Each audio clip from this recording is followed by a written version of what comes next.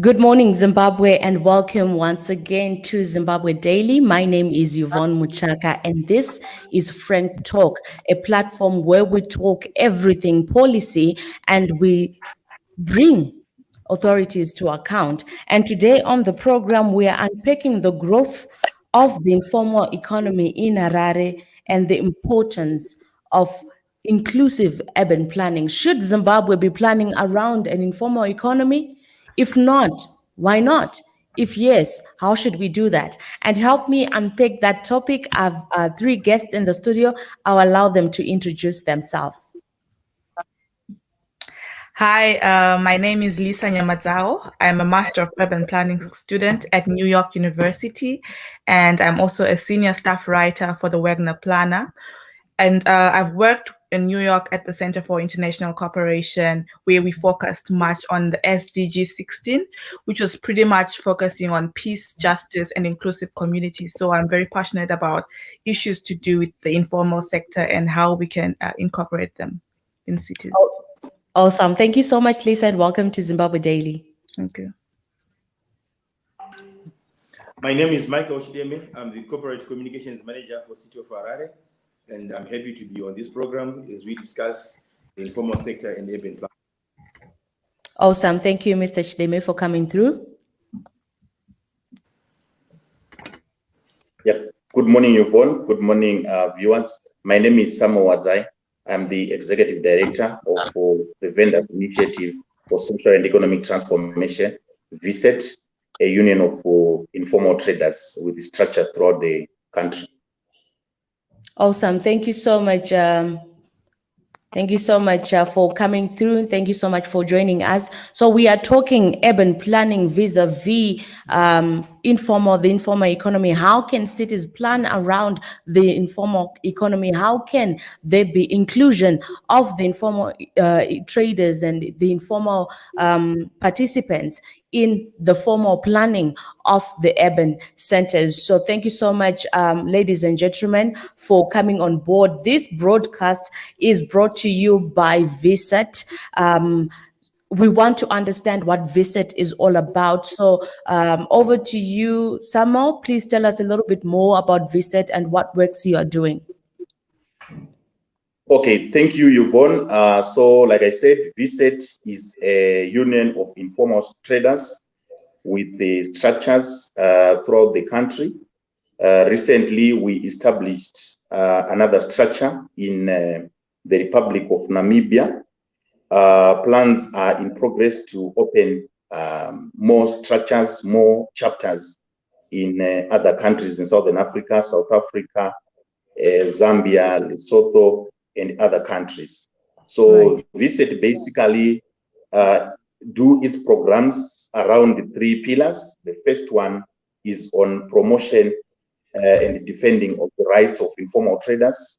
The second one is creating platforms of engagement between informal traders and solution holders. Then the third one is to assist informal traders to grow their businesses and also to locate them in the growth and development of the national economy. Thank you. Right. Thank you so much, Samuel. You seem to be doing quite a lot of work around the informal traders. Now, we want to step into our subject discussion for today. And basically, we saw an editorial comment in the Herald on the 17th of February, which was saying that almost all local authorities area plans are now historical documents and that they do not speak and answer to the questions of today. So we want to go right into it. What is the fundamental roles of the informal sector in our cities? Are informal sectors important? I'll start with you, Wadzai, because you are the one who is driving this whole union of informal traders. So maybe if you can tell us the importance of this sector in cities and the development of cities. So, Yvonne, this is a very simple question, and I've got a very simple answer. We have got over 90% of the population surviving through the informal economy.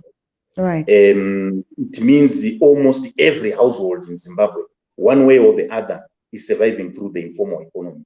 So you don't need a rocket scientist to appreciate the importance of this sector to this country. So it therefore means that at whatever level of the government, authorities should ensure that the informal economy is properly supported. And support, we're not just talking about regularizing them or ensuring that you talk to them, but support in ensuring that they grow in a steady manner. They grow with all the necessary resources that they need. So our topic today is focusing on urban planning. It is important that as we plan our cities, we take into consideration the critical role that the informal economy is playing. People are surviving through the informal economy, and they should be embraced as we do all these plans. To have smart cities, to have inclusive cities, our planning should also take into consideration the brilliant role that the informal economy is playing, especially in countries such as Zimbabwe, where we are ranked probably #1 in the world in terms of informality. So it's quite clear, it's quite evident that this is the most important sector. In fact, it is the economy, the informal sector. Right. Mr. Chideme, is the city considering the informal sector in its planning, and how are you doing that? Yes, the city considers the role of the informal sector as important in growing the economy of Harare. We realize that the majority of people in the city are engaged in informal activities. Therefore, for them to sustain even paying their municipal bills, they need to be actively engaged in the activities that bring them money on the table and food on the table. So City of Harare is aware of the role of the informal sector and is doing all that it is within its capacity to promote the activities of the informal sector. And this includes also engaging with leadership of the informal sector so that we have a commonality of interest and views, so that whatever we are planning, we are not planning alone, we are planning with the informal sector, so that there is acceptance to the plans that the city will put on paper in ink, or on paper in ink, ink on paper. So this is what we are trying to do. Yes, we are departing from the past, where the city would just dictate that this and that is going to happen for the informal sector. But we have since realized that the informal sector is not a passive group that just accepts things as they are. They are thinkers there. They are great men and women there who have very good ideas on how we can sustainably grow the informal sector and coexistence between the informal sector and established business. So it's those ideas that are being infused even in the city, in the city management, in the councillors, so that we are all seeing from one viewpoint.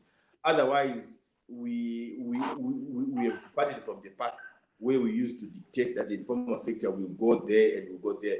But right now, there are places that have been agreed between the informal sector and the city authorities, and some of them are being developed.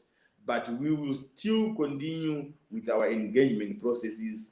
If you look in the CBD, I think let's take for the CBD for an example, because when we talk of the informal sector, people usually look at the vegetable vendor or the fruit and vegetable vendor.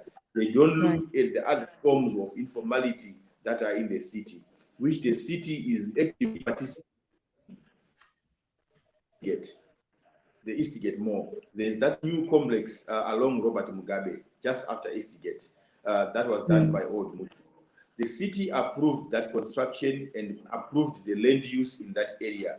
The majority of people in that complex are members of the informal sector. Small and big, some are graduating, some will leave that place and go to bigger. Those become incubators. If you go along Simon Mazorodze, you see those small shops that were built along Simon Mazorodze. They are meant for the informal sector, for the growth of the informal sector. You go along Julius Nyerere, you know where AMC Motors used to be. There's a huge flea market there, right? That's the informal sector as well. The people working there are in the informal sector, and the city has approved that kind of land use. The main post office in the CBD, it has been subdivided into small shops for members of the informal sector. So the informal sector is not only people who are selling vegetables or fruit and vegetables on the streets, but it encompasses a whole lot more. And you go to Copacabana, there's a new flea market there. The city has approved it. You go along Julius Nyerere again, corner Julius Nyerere and Kenneth Kaunda, there's a new flea market 4 ways. The city has approved those constructions, and people are working in those spaces. Only that there's COVID restrictions right now, but otherwise the city is making those approvals because it realizes the importance of the informal sector. A lot more shops in the CBD have been subdivided into cubicles to accommodate the informal sector. So the city is actively participating in the growth of the informal sector in Harare. Thank you. All right. You seem to have answered my next question, which was going to be how can the informal sector be integrated in city centers, and I think you've highlighted on a number of developments that the city has done in order to include those. But is the work adequate? I'll ask Mangoma. I'll ask Samuel Wadzai. Is this adequate? Does this adequately address the needs of the informal sector? Yeah, we appreciate the work that the Harare City Council is doing, and I think we have to acknowledge the fact that there's been some improvement in terms of engaging with the informal sector as you implement some of these projects that you have highlighted. But I think the most important question here is, are we planning with the informal economy? Are we planning with the informal sector as we do this, we develop the plans? Because in my view, that should be the starting point. We don't want a situation where things appear to be, imposed on the beneficiaries of whatever plans that we are putting in place. And plans that are done nicodemously and secretly, there is a tendency of people to, human nature tends to shy away from plans that are constructed without their input.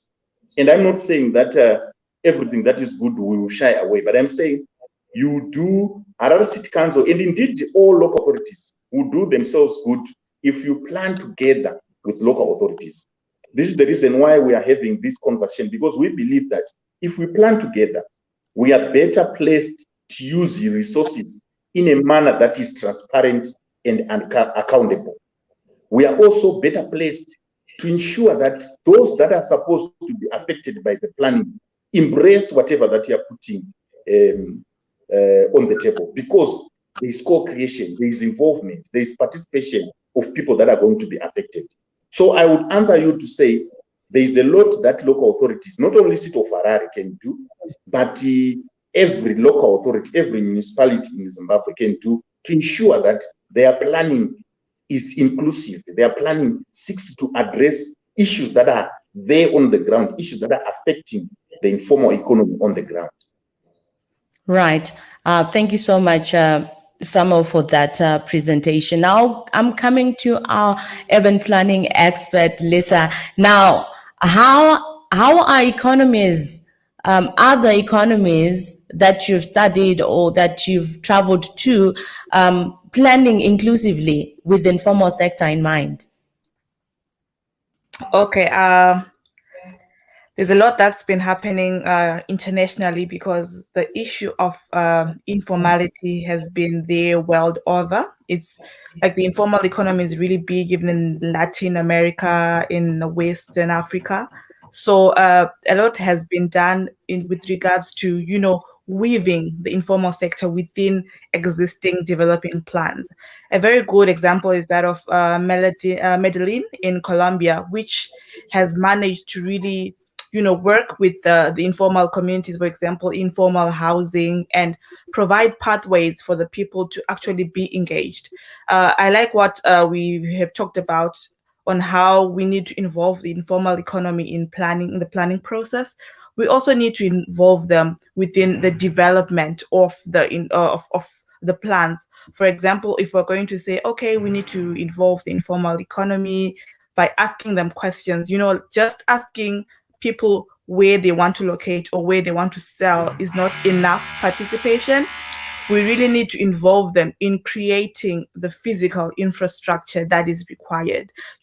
This also means that we need to, in addition to asking them questions, we need to provide for them jobs and opportunities within the creation of that sector. Another example of how it's been done, which I find quite interesting, but can also be, very capitalistic, is what's been happening in New York City. So New York is known to be a city where there's a lot of street vending within New York City, and a lot of food trucks. So what the city has done is they create a cap. So they let market forces determine the level of informality or the level of street vending that can happen. So, for example, every year there is a cap of 5,000 licenses that can be given to street vendors. So that means that the informal economy is not just growing uncontrolled, because in as much as we love or we want the informal economy to strive, we also want the growth and the development to be controlled, because that will also, the cities where people want to be, people want a city where they can actually enjoy living in that city, a city with a character, and so that way they've managed to control the volumes of informality, and they also provide weekend pop-up markets. I think the city of Harare does that as well, and also the city of Bulawayo does that every Saturday and Sunday. People can sell in the street. They can close up a street and people come and sell. Another example of how the informal economy has been really active is in Ghana, where WAGO, an organization that works with women in the informal economy, has involved them even in international policy making. So every year at the World Urban Forum, they select a few informal vendors who go and actually speak to international policy at the global level, not just at the city level. So that is how some cities have done it. So I think, the city of Harare can also imitate, but with reservations. I'm sorry for the background noise. With reservations, because sometimes market forces can work in the developing world, but they might not work in Zimbabwe, where a lot of people do not have other options if they cannot enter into the informal economy. So we need to have reservations on how, if we're going to limit the number of licenses that the city can give to the informal sector, what does that mean? And will that not lead to a black market for licenses? So people will end up selling licenses to each other in the black market. Right. And there might be corruption with accessing licenses. So those are some of the issues that have been happening internationally. Wow, thank you so much, Lisa. I'll come to you, Mr. Chideme. What is the licensing criteria that Harare uses in order to, regularize our informal traders? Sorry, you need to unmute yourself. Right. When people want to join the informal sector and maybe use municipal spaces, they need to register the market officers. So the registration is open. People can register, and then the registration allows us, in our planning purposes, to see the demand of the spaces for the informal sector. So so registration is never closed, because we open registration. Registration is open throughout the year, because we realize some people only want to do vending for a few days in a month or for a few days in a week, and then they go and do other and they go and do other work elsewhere, or then they maybe travel to buy their goods and services for resale. So those spaces always need to be occupied. So we always register, and we are open for registration. Right. And do you have a cap, like what we've learned about other cities that have a cap on the number of licenses that can be issued in a year? Do you have something of that nature? No, we only have a cap for say this market can only accommodate 500 people. So we I see. continue to register because we want the registration and the numbers to help us in our planning. So if we know now we have overflows, then it means we have to plan for more sites. And I think Right. probably a question that we're going to ask me about the markets that were under construction last year. Yes, those markets are still under construction. We had exhausted budgets in our last budget, and in our current budget, they have been budgeted for. These include the Coca-Cola market, the Lusaka market, the Heathcliff market, Kuanzana market, and DZ market, and the Mutoko market in Ugu. So there will be work on those markets this year to make sure that we accommodate as many of members of the informal sector as possible in approved vending spaces. Right. And as we continue to see in our nation decongestion taking place, we've seen a lot of companies, a lot of formal businesses taking their businesses out of the CBD into laying towns around the city, like in the suburbs, in Avondale, in Greendale, in Eastleigh. Companies are taking their businesses there. What remains of the CBD? What remains of the Central Business District? How is City of Harare working towards decongesting the city, but also making sure that it remains a prime hub for business?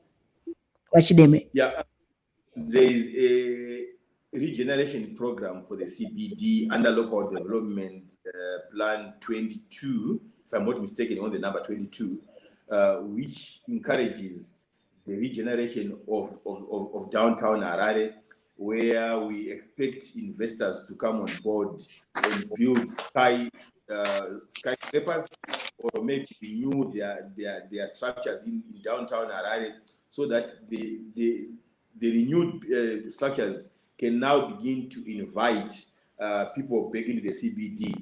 This has happened in Lusaka, Zambia, where the old city is now renewing itself and is slowly becoming attractive. This is a phenomenon in urban development. There is always migration from the center to the periphery, and also from the periphery back to the center when the center becomes attractive. So what we're looking for is attraction in the CBD. I think the master of urban planning here can also allude to that cities have had that migration from time to time. Yeah, people move from one place to the other, and when the other place becomes attractive, then people can move back. And also, what we're trying to do in terms of congestion and decongesting in Harare, we are encouraging property owners to have mixed use of their buildings, so that we can have residential apartments even in the CBD, where people can stay there and work there instead of them catching a bus or a lift to the next center. So there's a lot. If you go to the Avondale local development plan, the Avondale and Eastleigh and Newlands local development plans, they encourage density. They encourage mixed use, where we can have schools, clinics, hospitals, shopping malls, everything in one area. If you go along Chiremba Road right now, there's a new construction of a shopping mall where the Enga shop is Pick and Pay.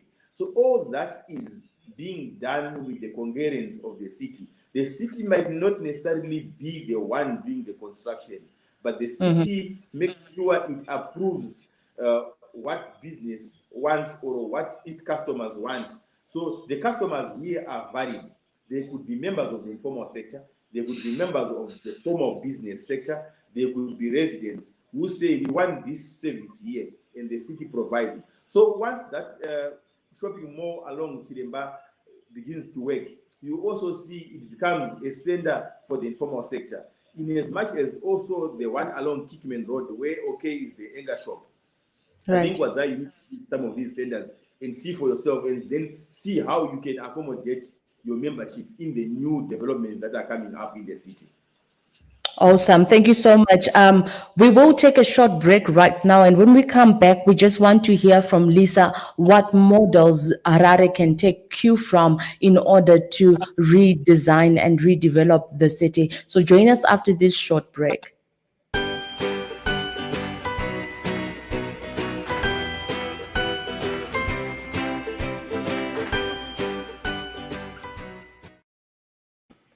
Welcome back. This is Zimbabwe Daily. We're coming to you live on all our platforms. So please do feel free to send in your questions, your contributions, and even your thoughts.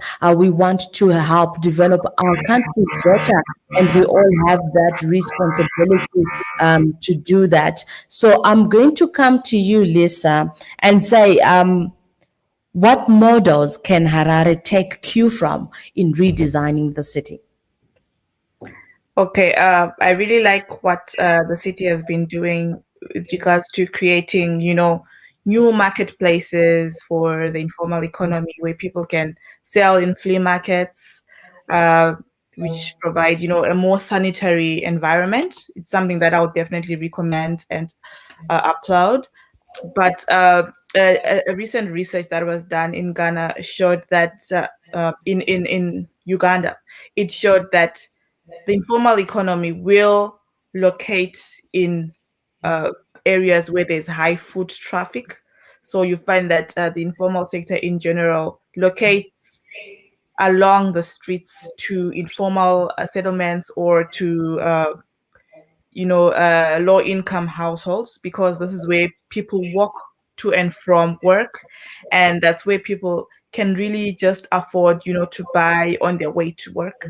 So the informal economy, it provides goods and services for the low-income populations.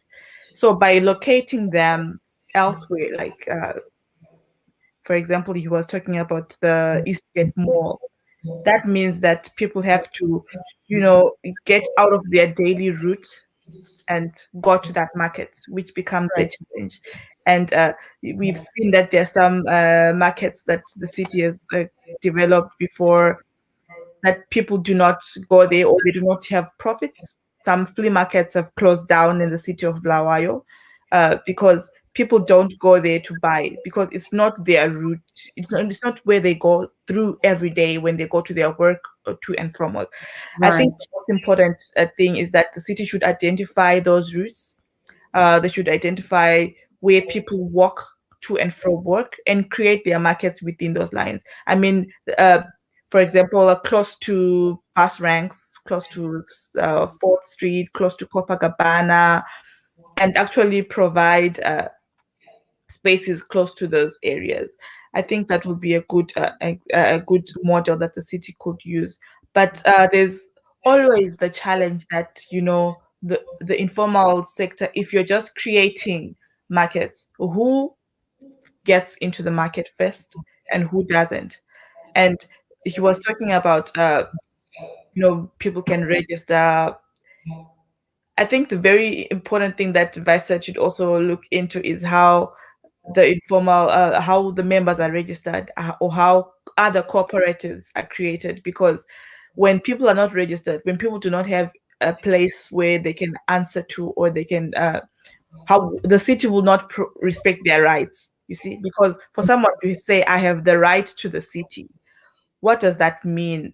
What does the legal standing come from? So I think that model also should work, that their rights should be respected, and they should belong to a certain corporation, they should belong to a certain grouping, and they should be registered by the city, so that they have rights, so that they can actually ask the city, okay, the city of Harare, you've provided this, you've provided that, then what is the way forward? So the city should really look into where these markets are located, especially where people walk every day. Awesome. Thank you so much, Lisa. You spoke a lot just in those few minutes, the issue of accountability, the issue of people being registered into a union or organization where they are registered with the city and can actually ask and engage with the city. You also talked about identifying routes and create spaces closer to those areas where there is high foot traffic. I just want to note some of our viewers' comment. Thank you so much, Duncan Manyonda, for coming through. You say you have a different thought. We don't need them back in town. I'm assuming those are vendors. That was a colonial strategy. Every developed nation has malls in their own locations, and there's no need for people to go to the CBD. Vakomana, learn from developed nations. CBD must remain administrative and let everything be done in people's locations. In South Africa, we have people who are in Soweto who have no hunger to go to the CBD. Samuel, what do you think about that comment from Duncan Manyonda?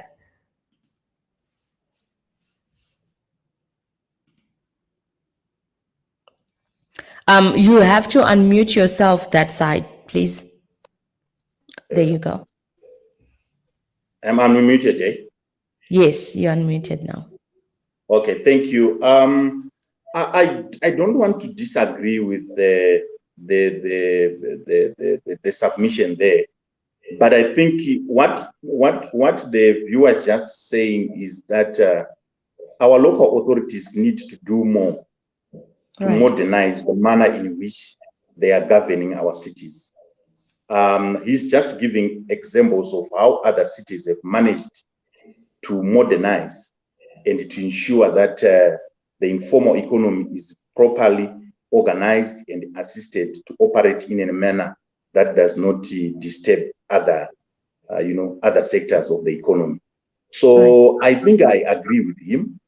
I agree with him to a certain extent. Why am I saying that? Other countries have also managed to ensure that even within the central business district, there is space that is created for informal traders to operate. But this should be done in an orderly manner. And this should be done in a manner that is inclusive when you're planning to have these spaces created.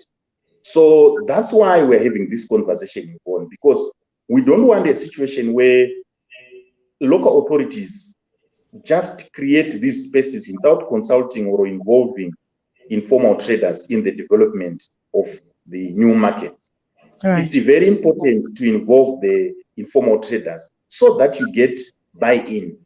And even if we get to the stage of making new laws or new bylaws that state that we do not have to have a certain number of informal traders operating in the central business district, it means those policies can be adhered to. People can respect those policies because they were crafted in an inclusive manner. We had the opportunity to participate in the development of those policies.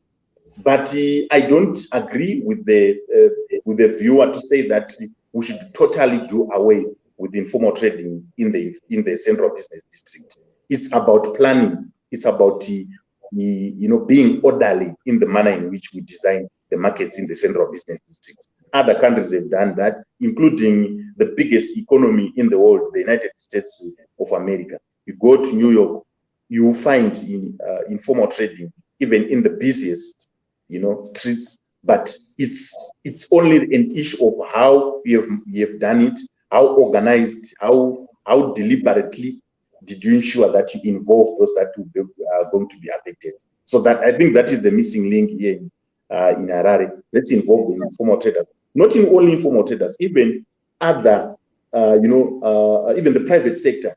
They need also to be involved so that when we create these markets, everyone knows why we've decided to locate a market in a certain space.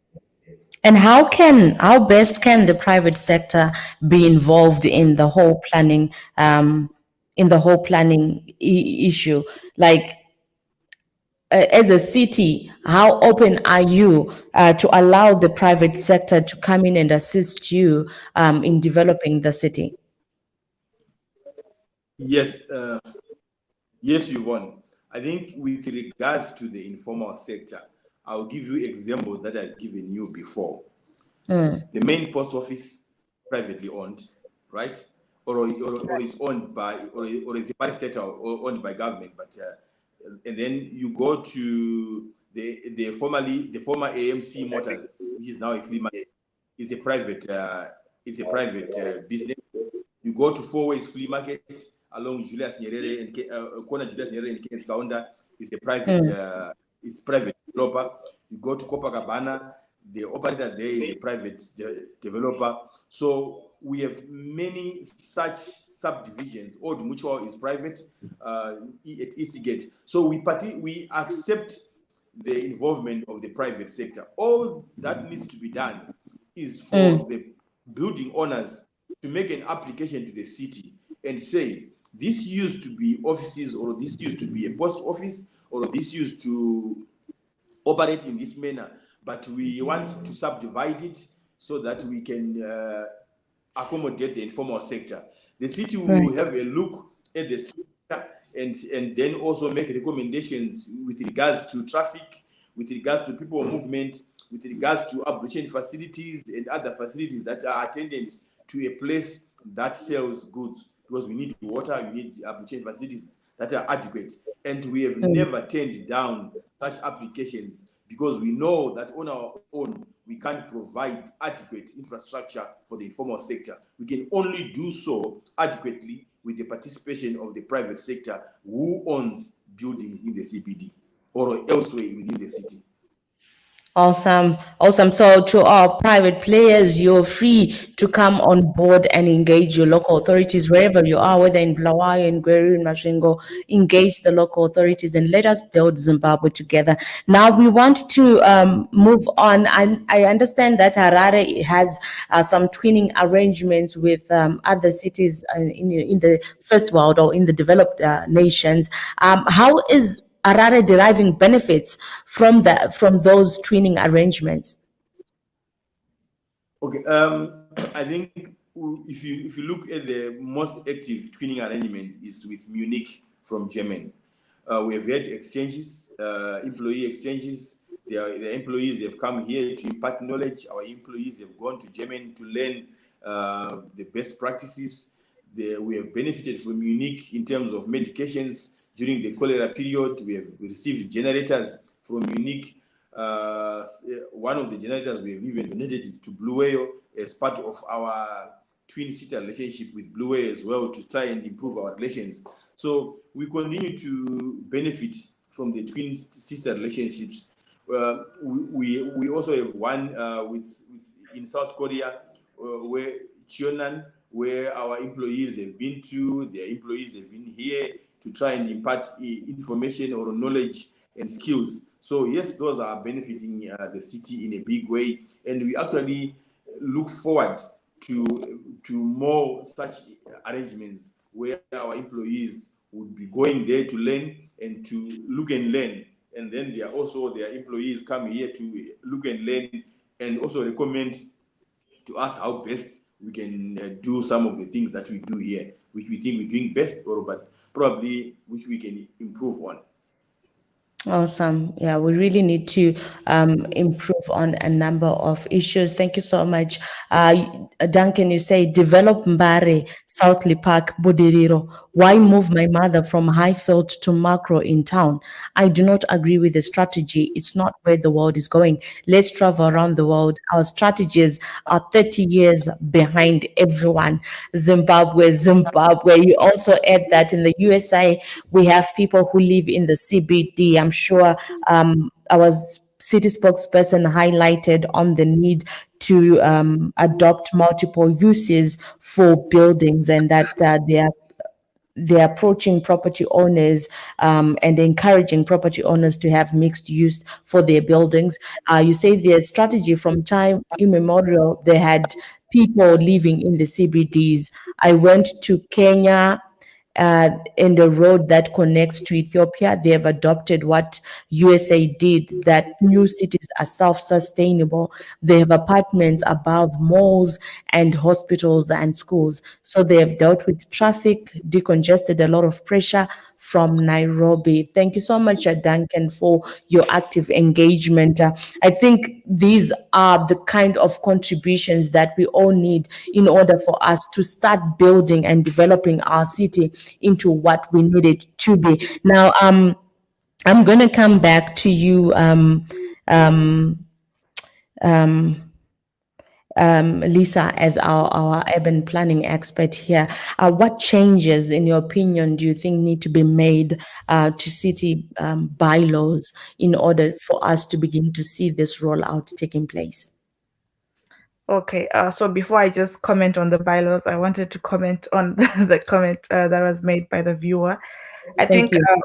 we really need to, when we think about the informal economy, we need to move from a point of privilege, because the reality is that we are not a developed country.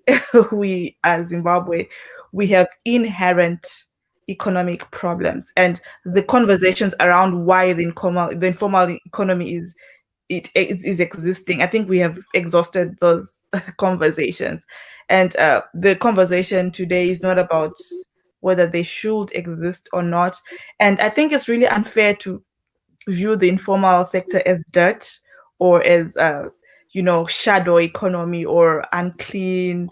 I think that a negative view or perspective is not good going forward. So I think Visit is doing a good job in presenting the informal economy as this really honest livelihood program or initiative.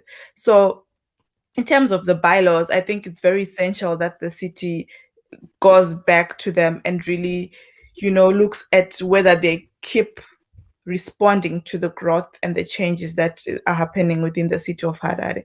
So, for example, the bylaws that state where in the street people should sell, or how the informal sector should grow, those bylaws need to be transformed. And there's need for participatory planning. There's need for asking people exactly where they want to be, like I mentioned earlier.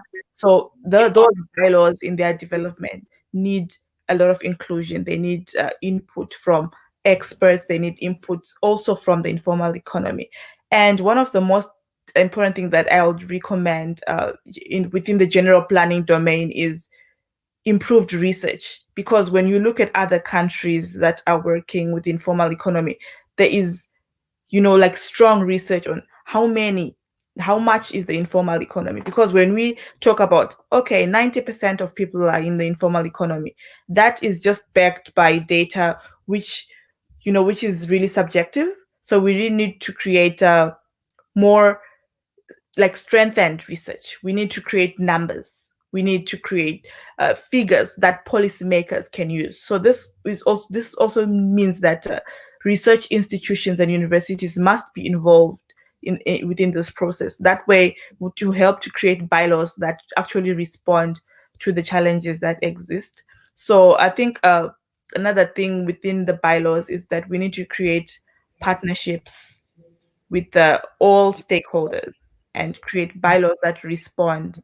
And also, we shouldn't be rigid with regards to bylaws. Those bylaws can be changed, they can be transformed. So yeah, we need really to improve on our research and institutions. Awesome. Thank you so much, Lisa, for that contribution. Okay, thank you so much, Daniel. You say Lisa Dubai build in the oceans, and you still talk about wetlands. Talk to us about that. Zimbabwe has too many excuses about our past. Let us be honest. Your laws, Lisa, chase away developers. When was the last time you changed them? We are not being dynamic, especially your office. Okay, so Can I right. respond to that or later? Please go ahead. Please go ahead because we want to wrap it up now. Okay. In terms of the wetlands, I am a firm believer that the wetland excuse is not enough, because I love Amsterdam. I live in New York, which is in water, and also Paris, which is in water. So that's another, conversation. But here I was talking about the economy, which is very, very different. And Yeah. I know I am an urban planner that wants to believe that planning is not a profit-making business. Cities should make revenue, yes, but they're not in the business of making profits.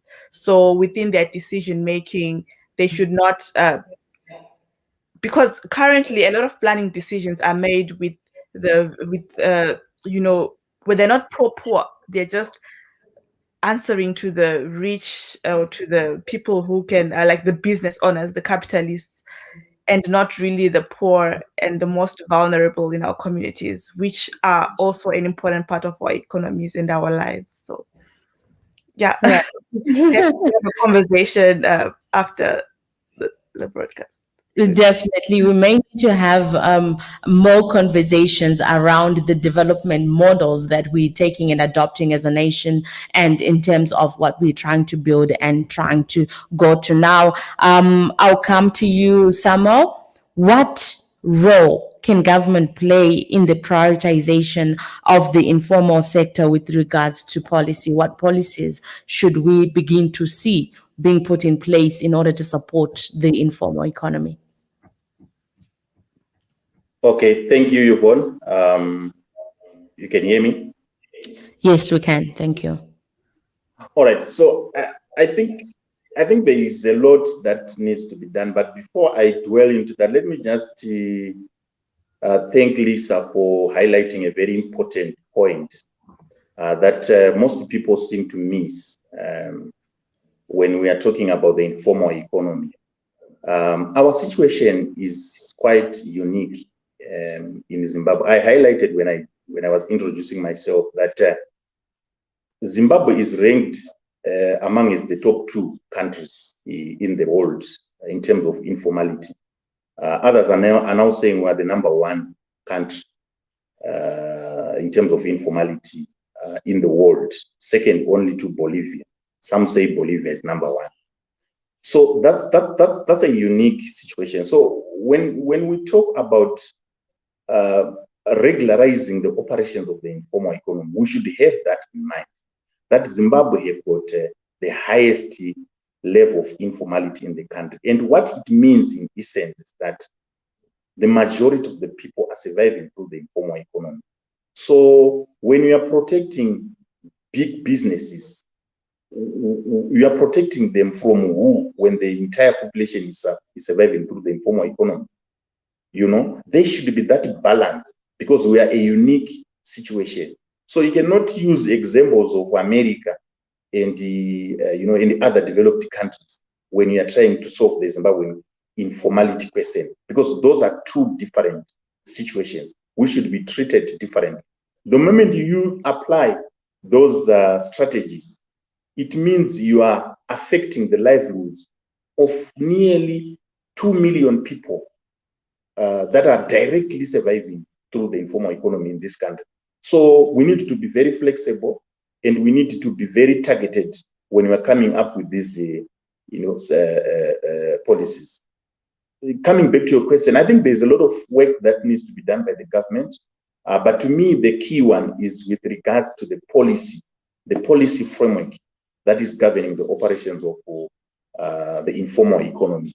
I think we need a holistic policy, a harmonized policy that governs the operations of the informal economy.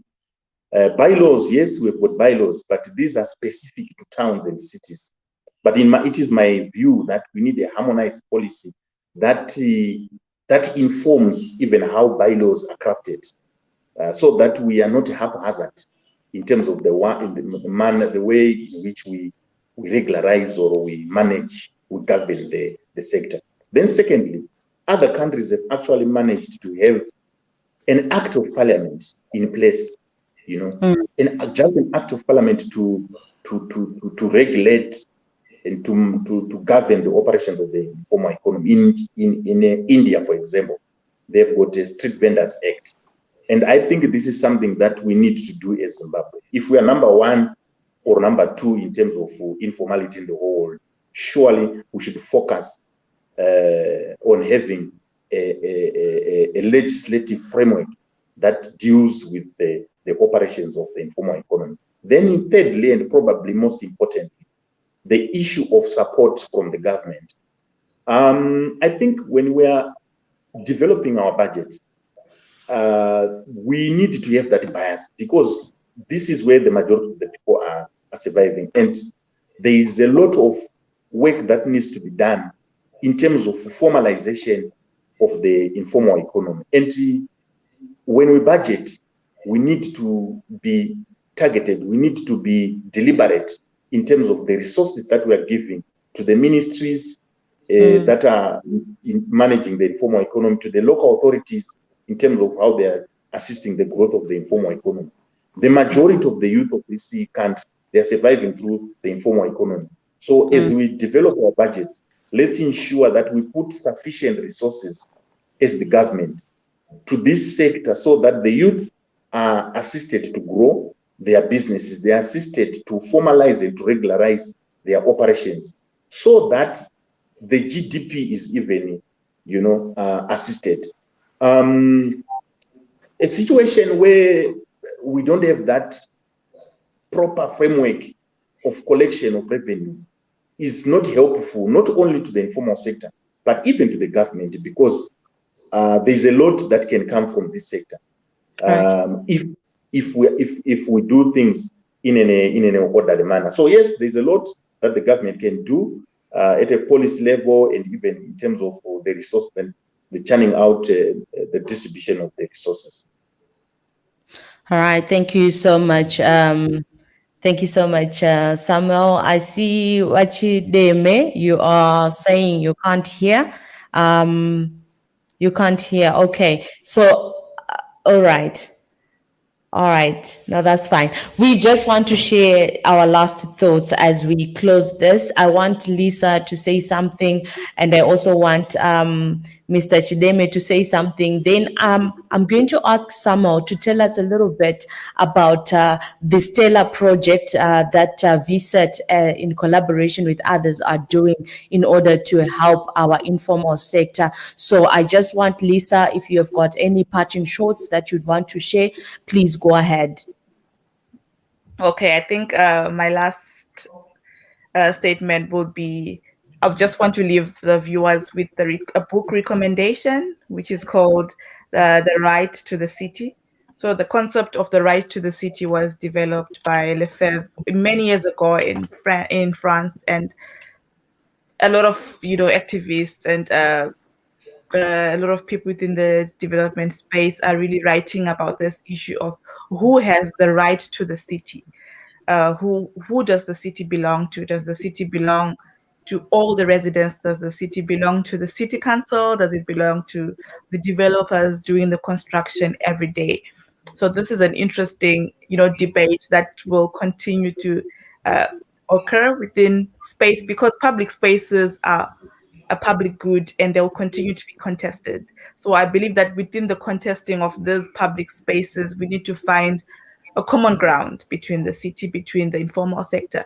We need to control the informal, the growth of the informal economy. We need to, control how street vendors will be everywhere within the city, but at the same time, we need to provide for them pathways to economic freedom and livelihood. So yeah, that is my recommendation. Read the book, The Right to the City. Thank you for inviting me. Awesome. Thank you so much. And, we just had this comment from Duncan. You started well. Everyone starts informal, but then migrate to formal. 25-year plans that are well monitored. You cannot get away with this one. KFC, Nando's, and all these big players started informal. Bakuma Namsati Zenyaya, help the leaders. All of you are well-traveled and educated. Let us not hide. It's an advantage to have an informal economy. It's a disadvantage. I think that's what he wanted to say. We need you to become crafty with your strategies. So yes, we have an informal economy, but what is the 25-year plan around those informal economies? Thank you so much, Duncan. Lisa, you are wanted back on the show. And Lisa, please come back next time and talk about wetlands. Yes. So that debate is also another interesting one, because there's a lot of science and emotions around it. awesome. Thank you so much. And Wachideme, your last thoughts, sir? Yes, thank you, Yvonne. Unfortunately, I can't hear you guys, but you have asked me to share my last thoughts. I think the best way forward that we need to go is constructive engagement between the informal sector, the local authority, and government, and all players involved in the development of the informal sector, so that our informal sector can grow from the informality into big businesses, like what has happened with all other small traders who later grew up to be big wholesalers, like Jaggers, like Mohammed Musa. They all started small. So let's promote the informal sector so that it can grow and become big employers of our people. And also let's listen to them and the leadership of the informal sector. I think the best way is to always engage with the authorities, so that whatever comes out is something that is mutually agreed and can be mutually implemented. Thank you. Thank you so much, Wachdeme. Awesome. Now to you, Samuel, your last words, but also do share with us a little bit about Stella. Okay, thank you so much. So Stella is basically an initiative that is aiming at assisting young informal traders to grow their businesses so that they can be active players in the development of the economy. So the project seeks to create linkages between formal and informal businesses for the youth in the informal economy. It also seeks to build their capacities to trade profitably, basic business management skills, and also to be able to appreciate what the laws that govern the sector say about the enterprise, so that they are able to do work in a legally acceptable manner. So this is a project that we are working in collaboration with other 3 organizations, Dreamtown, BVDA, EAT. So this is basically a project around empowerment of youth that are in the informal economy, so that they are able to be who they should be, big businesses, and formalize and make money and look after themselves. Awesome. Thank you so much. So this live broadcast was brought to you in collaboration with Visit and sponsored by Stella. Like you've heard, Stella means it stands for Strengthening the Livelihoods and Resilience for Urban Youths Project. So this Stella is for urban youth, and this project is implemented by Bulawayo Vendors and Traders Association, Center for Innovation and Technology, Vendors Initiative for Social Transformation, Youth Innovation and Transformation, Trust Youth. And the main purpose is to equip young informal traders with entrepreneurial skills that can make them withstand the challenging environment we are currently faced with, exacerbated by the COVID-19 pandemic. So thank you so much, our viewers, for joining us on this platform. This is Zimbabwe Daily, and this is Frank Talk, a platform where we talk real issues and we bring our policymakers, we bring our civic societies together so that we may map the way forward for our Zimbabwe. Thank you so much to our viewers, your contributions. I'll just read the last few comments before we round it up. Duncan, you say, thank you for your open mind. Advocate for modernization. It might take long, but your voices will be heard. Thank you so much, Apostle, for coming through there. Alice Yamadao, interesting and good stuff, Lisa. We'll surely look for the book. Yes, let us find the book and read it. Lisa, thank you so much. I'm interested to hear if Zimbabwean developers have the financing to construct resilient infrastructure in those wetlands. I live next to a river and love it. Definitely we'll have that conversation on the wetlands as it continues, and doing a project in SA, currently in SA on wetland, and the support you get is amazing. All right, so other jurisdictions may be supporting certain initiatives. What is our country doing and how are we doing it? Thank you so much, Visit, for bringing us this very important conversation where we were unpacking the informal economy and the importance of inclusive urban planning. Have yourselves a wonderful rest of day. Thank you so much to my guests. Lisa, thank you so much for coming through.